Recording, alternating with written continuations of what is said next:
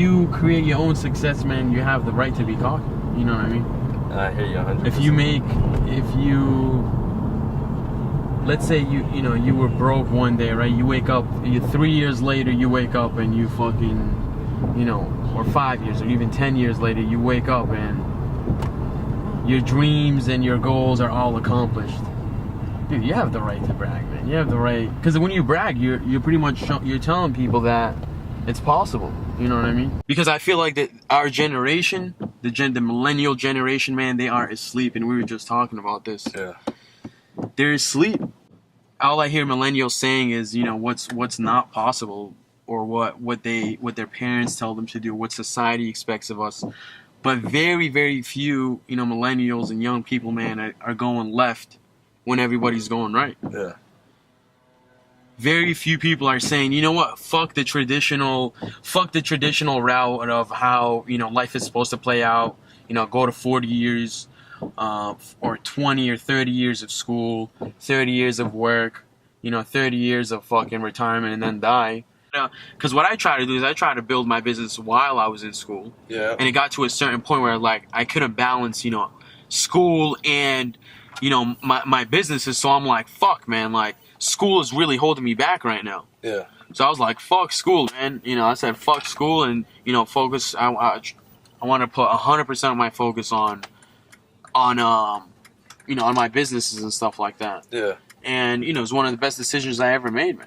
You know what I mean? I mean, I haven't accomplished everything that I expected to accomplish while being out of school. Yeah. But I have done so much more.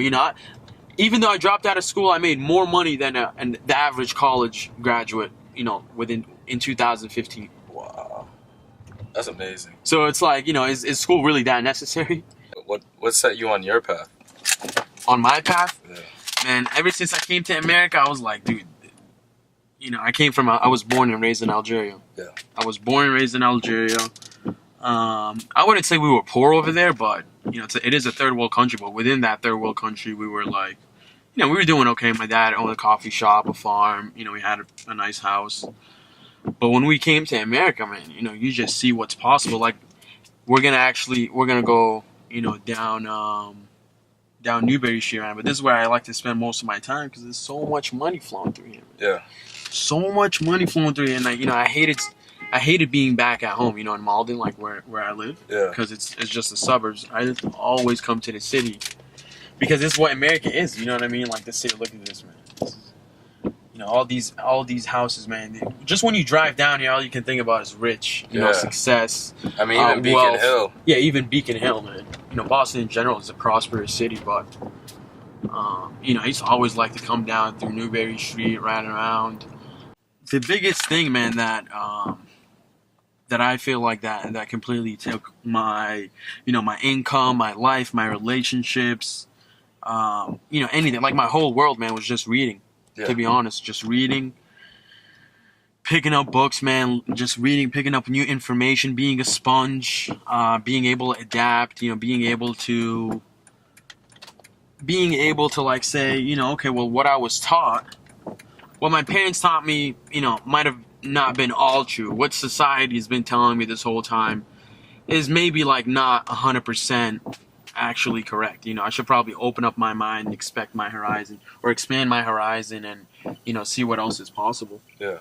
Like we were talking about Drake, Kanye, Jay-Z. Right? Jay-Z, they knew they were going to be successful when they had nothing, man. Yeah. When they had nothing. Yeah. Jay-Z's one of my favorite quotes by Jay-Z. He says,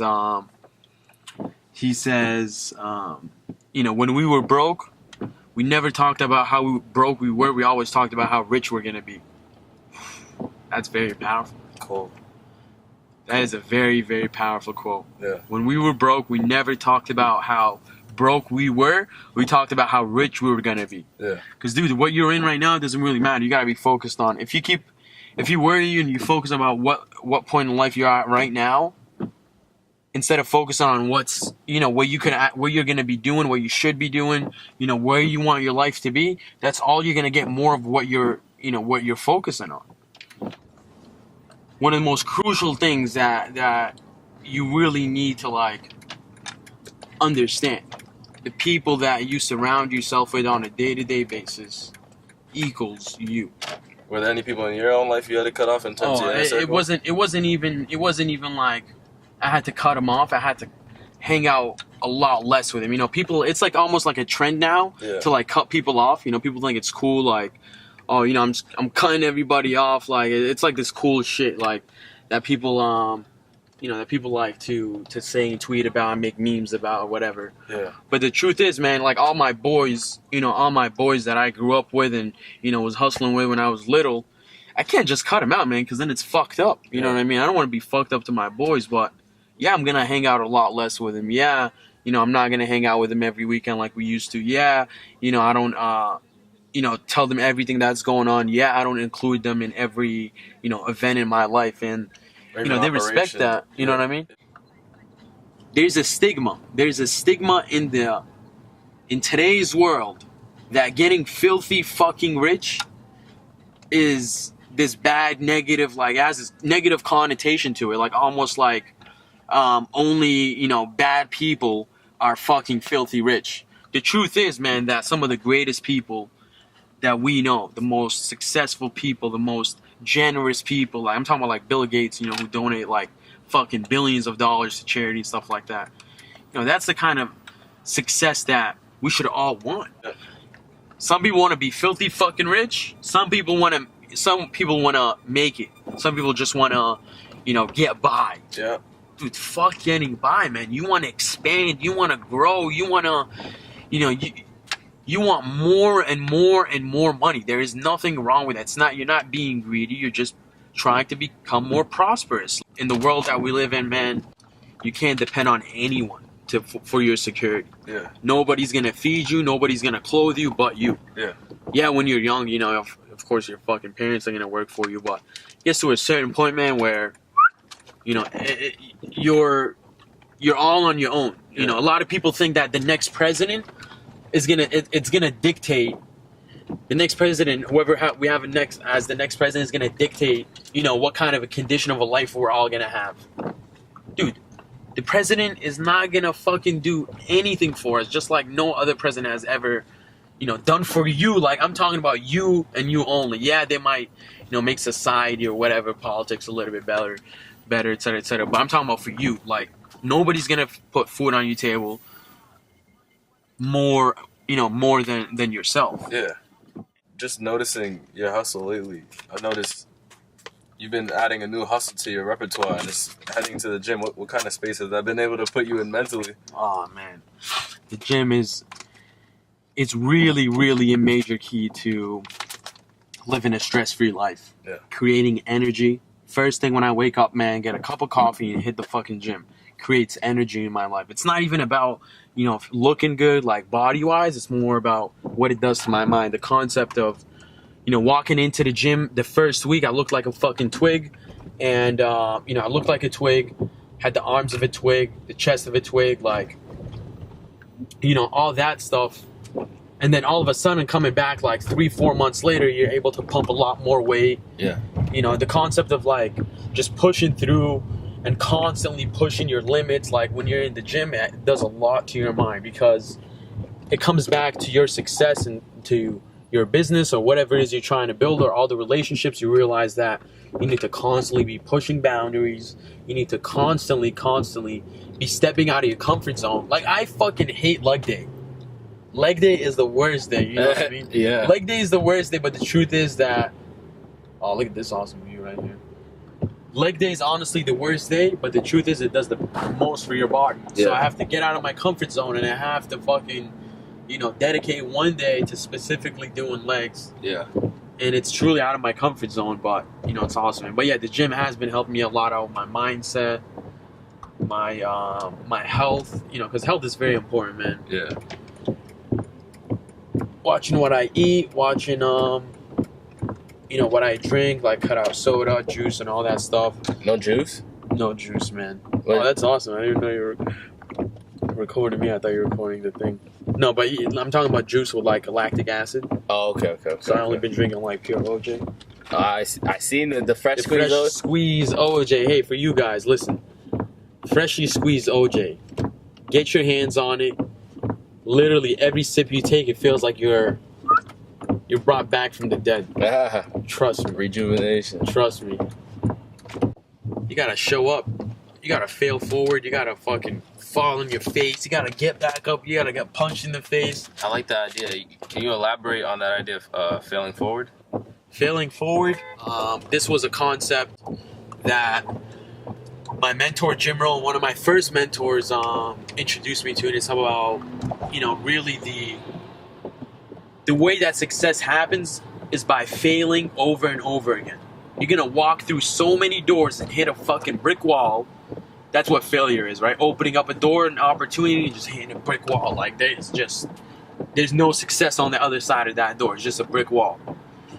Then all of a sudden, one day, after failing for years, for countless projects of failure, all of a sudden, one day, you're going to open up an opportunity or get involved in an opportunity or open up a door for yourself, and it's just going to be success on the other side. Yeah. One thing that I want to stand as is I'm not making this shit up. You know what I mean? Like, when I tell people that the gym creates, allows me to create instant energy in my day, keeps me healthy, keeps me alert, keeps me feeling good. I didn't make this shit up. It's true. It's like scientifically proven that this shit does it, but they don't tell us that in school. They don't drive that as like it should be a main habit. You know what I mean? Yeah. All these different concepts and things that I'm sharing, I don't make up any of them. Like, I do not make this shit up. I'm just a messenger. Like, yeah. I'm just sharing this with you guys. I literally had to pay thousands of dollars to learn, this kind of stuff, because the mentors that I was looking for, like, there was nobody around me, whether it be my family, my friends, or my close, like, anybody that was around me that had the type of success that I wanted. So I had to go out there and pay for this fucking advice. Yeah. I had to spend hours reading about it. I had to spend hours like watching courses. I had to not waste obviously, but invest like thousands of dollars, to get this kind of information. Yeah. And a lot of people thought I was crazy for the amount of like fucking books and content I was buying and programs I was buying. They're like, dude, you're becoming like a junkie on self-development. I'm like, no, dude, this is all investment in myself. This is all. And these people know it. It doesn't happen overnight. You know what I'm saying? No, but a lot of people think it does, man. You know what I mean? A lot of people think